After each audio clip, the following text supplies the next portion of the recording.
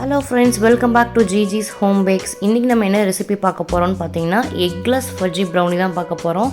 இது வந்து ரொம்ப நாளா எல்லாரும் எக்லெஸ் வெர்ஷன் வந்து கேட்டுட்டே இருக்கீங்க. சோ அதுக்காக தான் இந்த ரெசிபி. வாங்க இப்போ வீடியோக்குள்ள போலாம். ஃபர்ஸ்ட் நம்ம டின் வந்து செலக்ட் பண்ணி அதுக்கு பட்டர் ஷீட் போட்டு நம்ம எடுத்து வச்சுக்கலாம். ஃபர்ஸ்ட் டின் செலக்ட் பண்ணும்போது நாலு சைடும் பார்த்தீங்கன்னா ஷார்ப்பாக இருக்கணும். அப்போ தான் வந்து பர்ஃபெக்டாக பேக் ஆகும். இல்லை நீங்கள் வெயிட்லெஸ்ஸாக எடுத்துருந்தீங்க அப்படின்னா கண்டிப்பாக வந்து அடி பிடிக்கிறதுக்கு சான்ஸ் இருக்குது. ஸோ நீங்கள் டின் சூஸ் பண்ணுறது கரெக்டாக இருக்கான்னு பார்த்து சூஸ் பண்ணிக்கோங்க. அப்புறமா பட்டர் ஷீட் எடுத்துகிட்டு நீங்கள் திருப்பி வச்சுக்கோங்க. டின்னை திருப்பி வச்சுட்டு அதுக்கு மேலே பட்டர் ஷீட்டை வச்சுட்டு இந்த நாலு சைடும் இந்த கார்னரில் இந்த மாதிரி நான் காமிச்ச மாதிரி வீடியோவில் காமிச்ச மாதிரி கட் பண்ணிக்கோங்க. கட் பண்ணி எடுத்துகிட்டு மீதி வந்து அந்த நாலு சைடும் உள்ளே வந்து ஃபோல்ட் பண்ணி விட்டுட்டிங்க அப்படின்னா பர்ஃபெக்டாக இருக்கும். இதுக்காக மடித்து கட் பண்ணி அந்த மாதிரிலாம் அவசியம் இல்லை. இதுவே ரொம்ப சிம்பிளான மெத்தட் தான். இதுவே நீங்கள் ஃபாலோ பண்ணிக்கலாம். ஃபஸ்ட்டு டின்னை வந்து ரெடி பண்ணி வச்சுட்டு இந்த மாதிரி பட்டர் ஷீட் பார்த்திங்கன்னா எக்கோ ஃப்ரெண்ட்லி பட்டர் ஷீட் இருக்குது, ஆயில் ஃப்ரீ. இதை வந்து நீங்கள் ரீயூஸ் கூட பண்ணிக்கலாம். அந்த மாதிரி போட்டு எடுத்து வச்சுக்கோங்க. இப்போது ஃபஸ்ட்டு ஸ்டெப் என்னென்னு பார்த்தீங்கன்னா நம்ம ஆஸ் யூஷுவலாக வந்து சாக்லேட்டையும் பட்டரையும் மெல்ட் பண்ணி எடுக்கிறது தான். அதோட மெஷர்மெண்ட் நான் கீழே கொடுத்துருக்கேன், நோட் பண்ணிக்கோங்க. அதை வச்சு மெல்ட் பண்ணி எடுத்துகிட்டு அதுக்கப்புறமா அது கூடவே 2 டேபிள் ஸ்பூன் ஆயில் எடுத்திருக்கேன். அதையும் ஆட் பண்ணி நம்ம மிக்ஸ் பண்ணிக்கலாம்.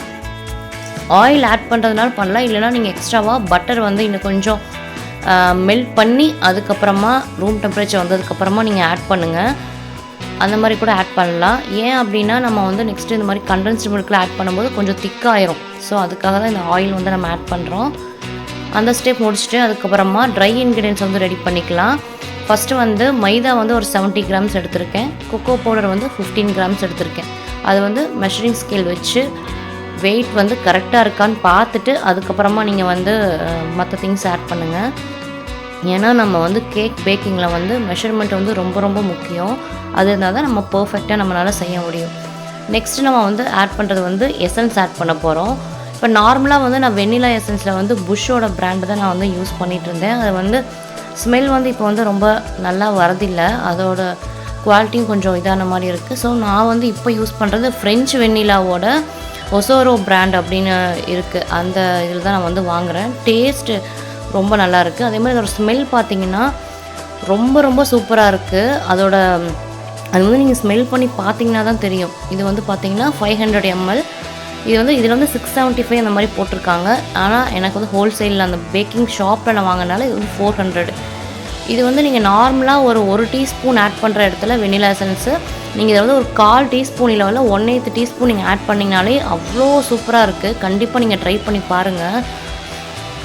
அதை ஆட் பண்ணிவிட்டு நம்ம எடுத்து வச்சுக்கலாம், மிக்ஸ் பண்ணிக்கோங்க. நெக்ஸ்ட்டு வந்து நம்ம எக்குக்கு சப்ஸ்டியூட்டாக என்ன ஆட் பண்ண போகிறோம் அப்படின்னு பார்த்தீங்கன்னா கண்டென்ஸ்டு மில்க் தான் ஆட் பண்ண போகிறோம்.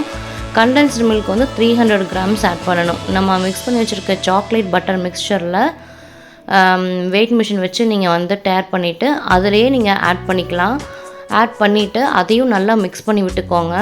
இதில் வந்து கொஞ்சம் ஸ்பீடாக இருக்குது. நீங்கள் வந்து ஸ்லோவாக அது வந்து கம்பைன் ஆகணும். எல்லாமே நல்லா கம்பைன் ஆகிற மாதிரி நல்லா மிக்ஸ் பண்ணி எடுத்துக்கோங்க.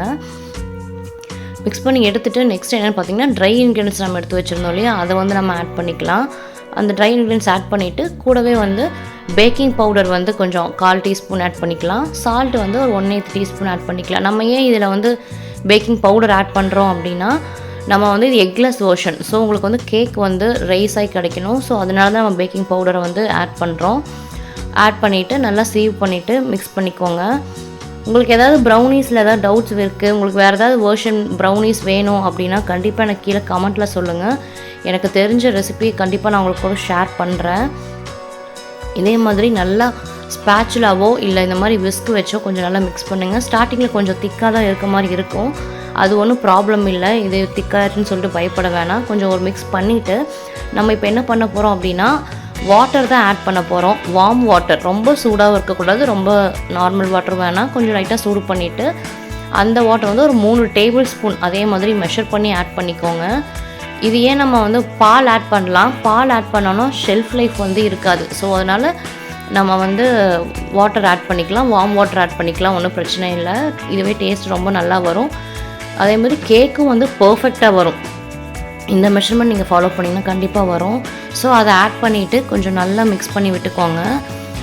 ஸ்பேச்சுலா வச்சு மிக்ஸ் பண்ணிக்கோங்க. இல்லைனா இந்த மாதிரி விஸ்க் வச்சு நல்லா மிக்ஸ் பண்ணிங்கன்னா உங்களுக்கு வந்து அந்த லம்ப்ஸ் எல்லாம் இல்லாமல் பர்ஃபெக்டாக அந்த டெக்ஸ்சர் வந்து கிடைக்கும். இப்போ நான் மிக்ஸ் பண்ணும்போது பாருங்கள், உங்களுக்கே தெரியும் நல்லா ஷைனிங்காக இருக்குது. நம்ம அந்த கண்டென்ஸ்ட் மில்க் ஆட் பண்ணாலே நல்ல ஷைனிங் லுக் வந்துடும்.